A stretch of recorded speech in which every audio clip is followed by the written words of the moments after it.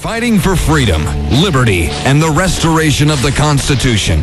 The Patrick Riggins Show. Call in now at 865-243-8255. That's 243-TALK. And now your host, Patrick Riggins. Welcome back to the Patrick Riggins Show. This is Patrick Riggins here with you this afternoon. And we'll just jump right into everything. We've got quite a bit to get to here. Last week, President Obama gave a speech in Roanoke, Virginia that has been played over and over since then, being used by both conservatives and liberals to try and make points with their constituents. I know most people have heard this by now, but in case you have not, here is a short clip of it. If you've been successful, you didn't get there on your own. You didn't get there on your own. I'm always struck by people who think, well, it must be because I was just so smart. There are a lot of smart people out there. It must be because I worked harder than everybody else. Let me tell you something. There are a whole bunch of hard-working people out there.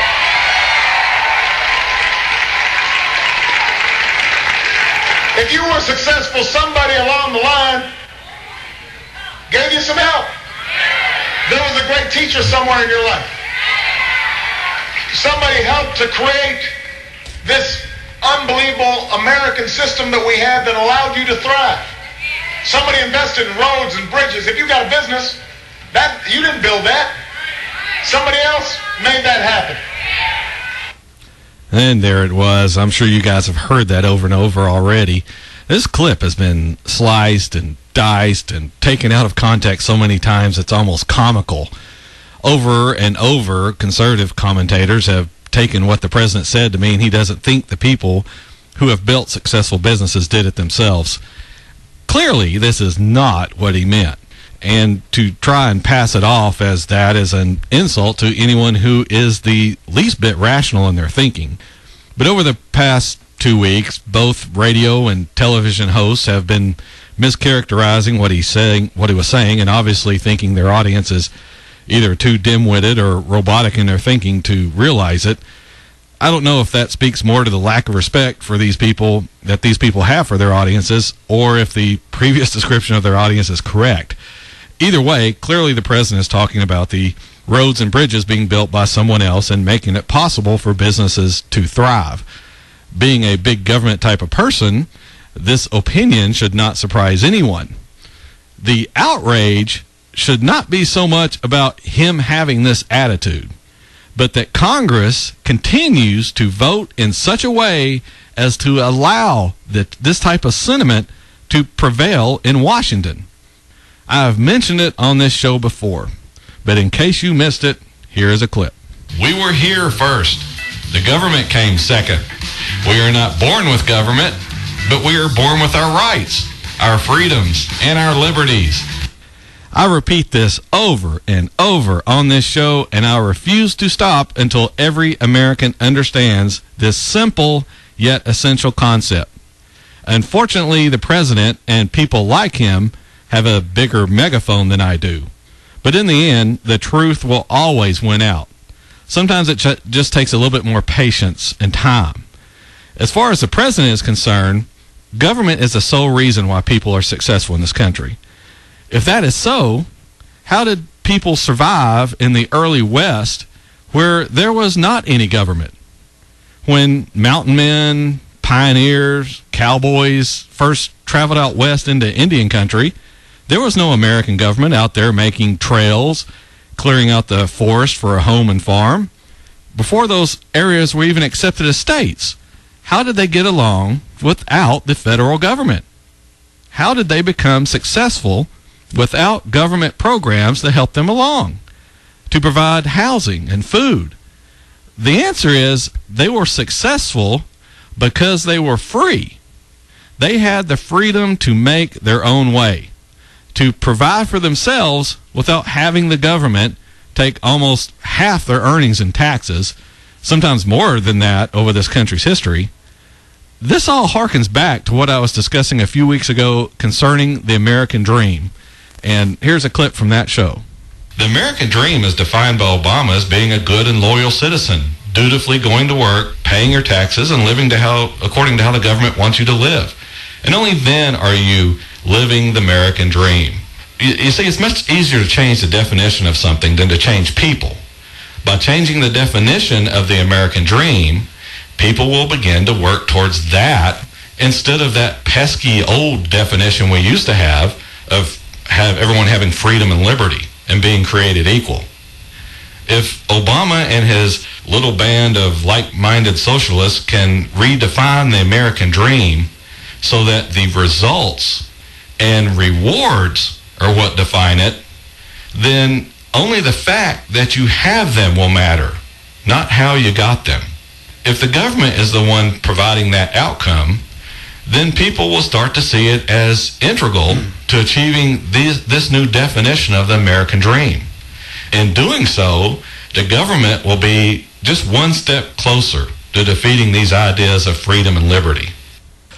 The American dream is and always will be freedom, no matter what Washington has to say about it.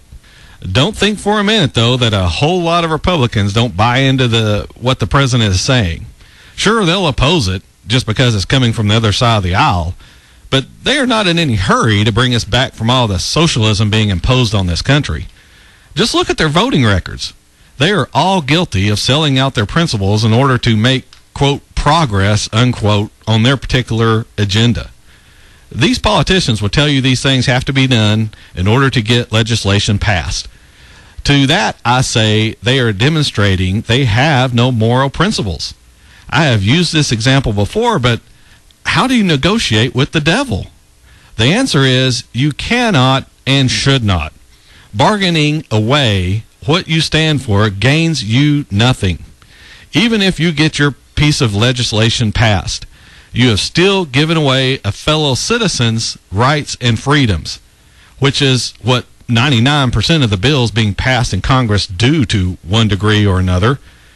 In voting for something that is against your principles and or takes away liberty and freedom from another, and hopefully those are one and the same, you are committing a treasonous act against the people of this country. Article 6 of the Constitution states that it is the supreme law of the land. It also states, and I'll abbreviate for time's sake, the senators and representatives, all executive and judicial officers, shall be bound by oath or affirmation to support this Constitution. The current oath these representatives take to get into office is the following. I do solemnly swear or affirm that I will support and defend the Constitution of the United States against all enemies, foreign and domestic, that I will bear true faith and allegiance to the same, that I take this obligation freely without any mental reservation or purpose of evasion, and that I will well and faithfully discharge the duties of the office on which I am about to enter, so help me God. So when your representative votes for something that is clearly contrary to the Constitution, they are acting in a treasonous fashion and are undermining our country. When someone is running for office states they're going to do something contrary to the Constitution, they are already breaking the part of the oath they might be taking, which states, I take this obligation freely without any mental reservation or purpose of evasion. What you need to do is call them out on this. Ask them how they can promise to do something which violates the Constitution before they even get into office. And demand from the people already in office how they can violate the Constitution having taken that oath. This is another reason why I don't have representatives on my show, because they are not going to like the questions I have to ask them.